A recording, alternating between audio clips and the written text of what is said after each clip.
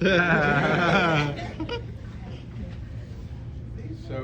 this is an exciting night. Into the mic. Congratulations to all the deserving awardees. Thank you for that. I want to thank PhilaPOSH, having worked over 30 years with this organization, and best wishes as it enters its 49th year, founded in 1975.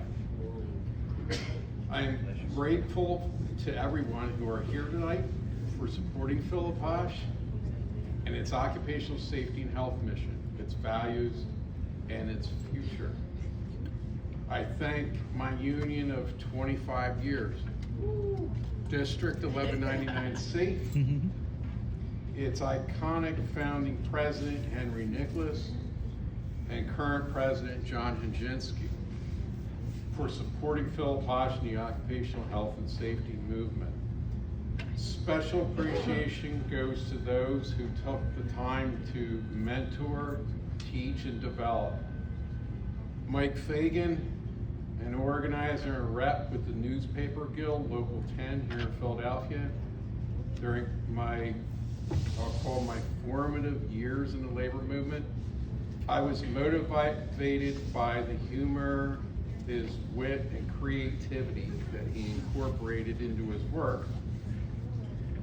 And then Jim Moran, the iconic longtime director of PhilaPOSH, who I met 30 years ago as an executive board member of the Newspaper Guild.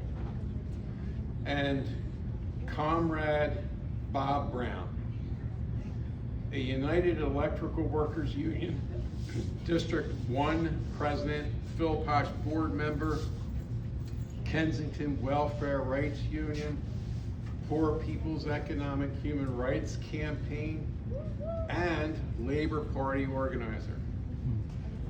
I also thank Sherry Hunkla, Galen Tyler, and their Poor People's Economic Human Rights Campaign and the Poor People's Army, fighting forward in the spirit of Tony Mazzocchi.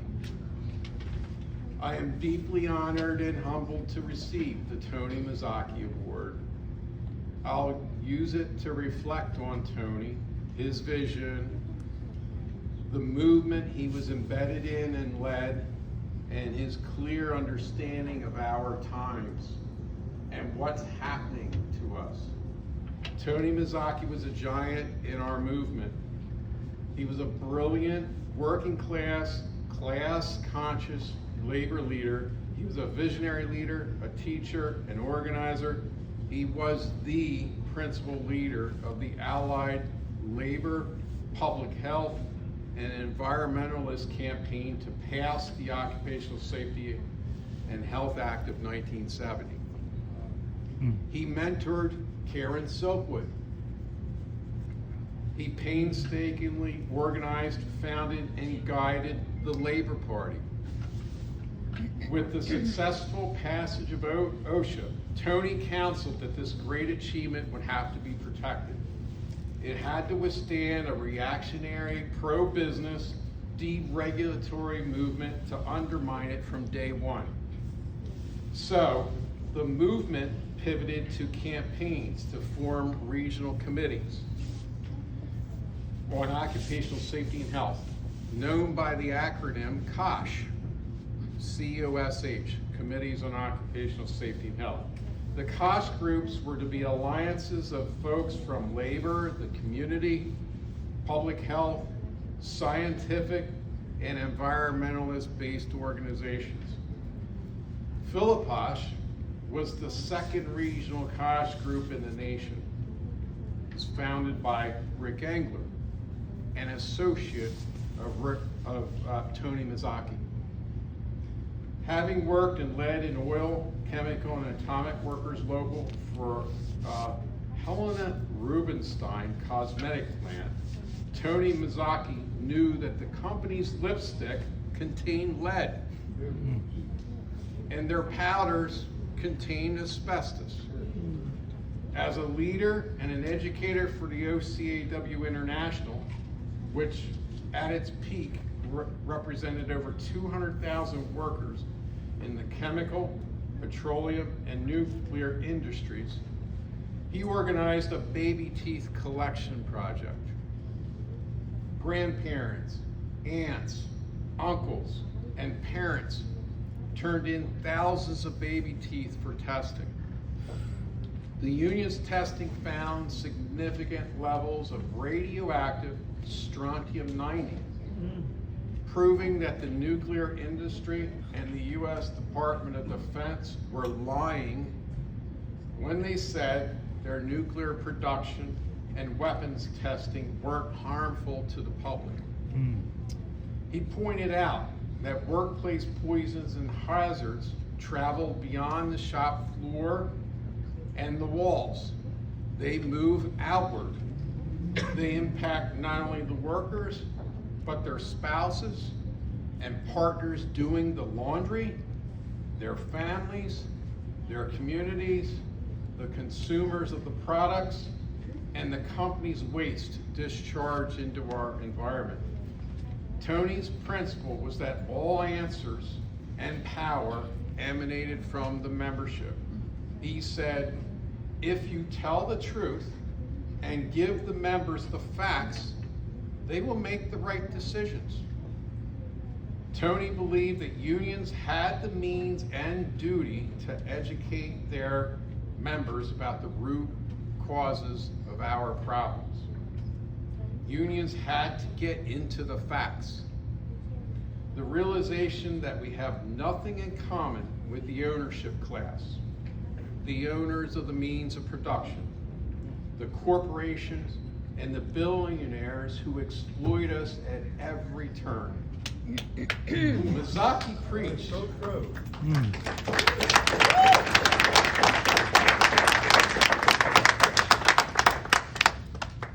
Mazzocchi preached that, like it or not, the national political parties have essentially been bought off by the billionaires and their corporations. They could not serve the true interests of the working class.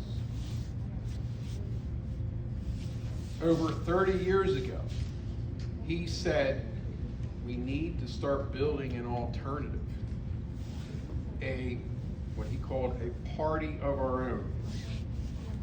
He founded the Labor Party Advocates, which evolved into a Labor Party experiment, a labor-based party to advance class consciousness, national health care, Social Security, the right to organize, and all working class agenda. Unfortunately, it did not endure past his death in 2002. Likely a bold idea ahead of its time. In the last 5 decades, we've experienced post-World War II massive deindustrialization of this region and the whole nation. Enormous job loss, capital flight, globalization, free trade agreements, deregulations, and rapidly developing labor replacing technology. We suffer an accelerating massive wealth redistribution from us, the 99%, to the super rich of the 1%. It's the corporate and billionaire capital class takeover of our society and government. Tony said, like it or not, we're entering a new age, a break from the old order that calls for a new, independent, working class political and social movement. That's the movement Tony Mazzocchi stood for, from the shop floor to our society. We're in the fight for our lives, but not just to survive, but to thrive.